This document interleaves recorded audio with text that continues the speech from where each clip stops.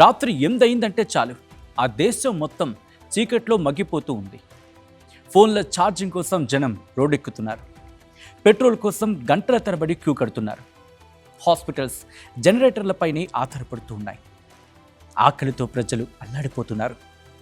ఇది స్వతంత్ర దేశమైన క్యూబా పరిస్థితి. అమెరికాకే సవాల్ విసిరిన ఈ కమ్యూనిస్ట్ దేశం ఇప్పుడు కొవ్వొత్తుల వెలుగులో ఎందుకు బతుకుతోంది? కరెంట్ కట్, ఫ్యూయల్ షార్టేజ్ ఎందుకు? అసలు క్యూబాలో ఈ సంక్షోభానికి కారణమేంటి? ఈ స్టోరీలో డీటెయిల్గా తెలుసుకుందాం. హలో, నమస్తే, వెల్కమ్ టు ఆర్టీవీ. నేను సచిన్.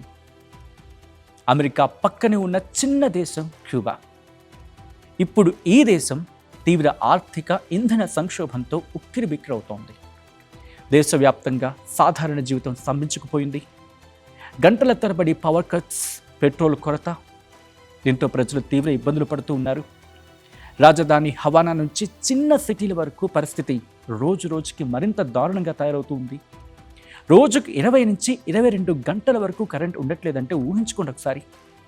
మహా అయితే ఒక గంట 2 గంటలు మాత్రమే వాళ్ళు కరెంటు ఉంటున్నారు. మహా అయితే 4 గంటలు మాత్రమే. అది కూడా ఫోన్ ఛార్జింగ్ కోసం ప్రజల పరిస్థితి మరి దుర్భరంగా మారింది. కిలోమీటర్ల దూరం పరిగెట్టాల్సి వస్తోంది కేవలం ఫోన్ ఛార్జింగ్ కోసం. కరెంటు లేకపోవడంతో నీటి సరఫరా ఆగిపోతుంది. ఫ్రిడ్జ్లు పనిచేయకపోవడంతో ఆహారం పాడైపోతుంది. ఇంటర్నెట్ కట్ అయింది. కొన్ని ప్రాంతాల్లో స్కూల్స్, కాలేజెస్ క్లోజ్ అయ్యాయి. చాలా ప్రాంతాల్లో ఆఫీసులు వర్కింగ్ అవర్స్ కూడా మార్చేశాయి. చిన్న చిన్న ఫ్యాక్టరీస్ క్లోజ్ అవుతూ ఉన్నాయి. టూరిజం కుదేలయ్యింది. ప్రస్తుతం క్యూబాలో సర్వైవల్ మోడ్ నడుస్తూ ఉంది. క్యూబా ప్రజలు నిత్యావసరాల కోసం పోరాడుతూ ఉన్నారు. ఇంగ్లీష్ భాషలో చెప్పాలంటే వాళ్ళ బ్రెడ్ అండ్ బటర్ కోసం, వాళ్ళ బతుకు కోసం క్యూ కడుతూ ఉన్నారు. మొబైల్ ఛార్జింగ్ కోసం పబ్లిక్ ప్లేసెస్కి వెళ్తున్నారు. పరిస్థితి దారుణంగా మారడంతో క్యూబా యూత్ ఆ దేశాన్ని విడిచిపెడుతోంది. అమెరికా, మెక్సికో, లాటిన్ అమెరికా ఈ దేశాలకు వలస వెళ్ళిపోతూ ఉంది. దాదాపు 60 ఏళ్లుగా అమెరికా ఆంక్షలతో క్యూబా ఉక్కిరిబిక్కిరి అవుతూ ఉంది. క్యూబా కమ్యూనిస్ట్ దేశం మారి సోవియట్ యూనియన్తో కలిసి పనిచేయడం కారణంగా అమెరికా శాంక్షన్స్ని స్టార్ట్ చేసింది.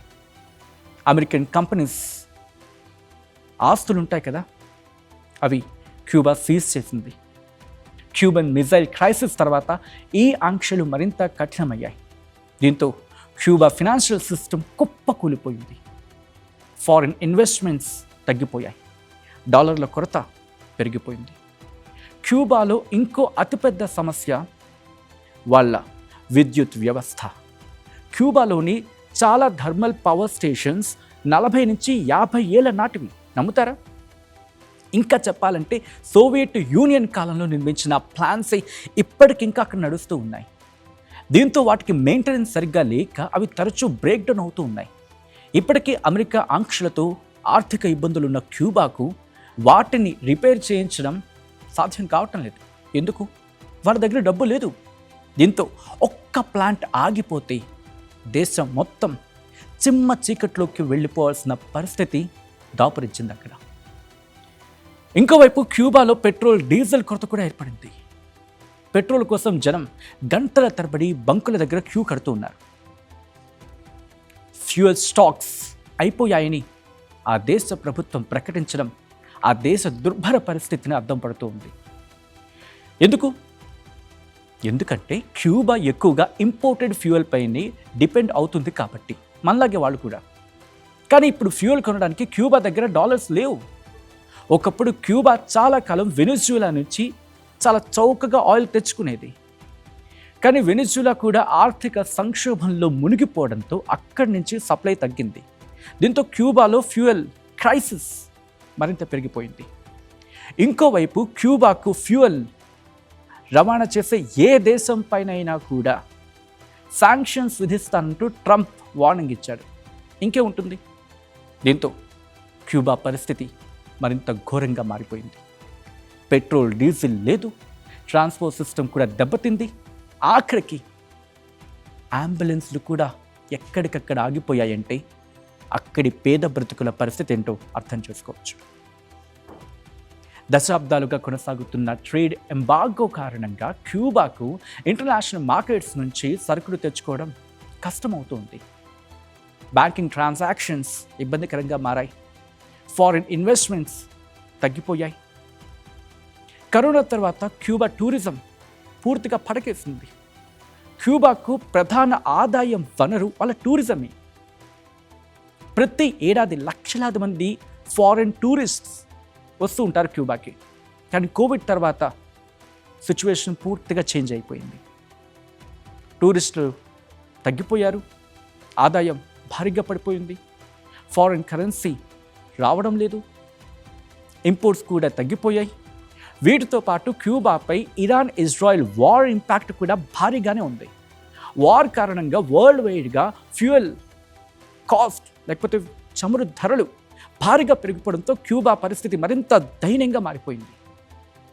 క్యూబాలో ఈ క్రైసిస్కి ప్రధాన కారణం అమెరికా శాంక్షన్స్ అని చెప్పి అక్కడి ప్రభుత్వం గట్టిగా ఆరోపిస్తోంది.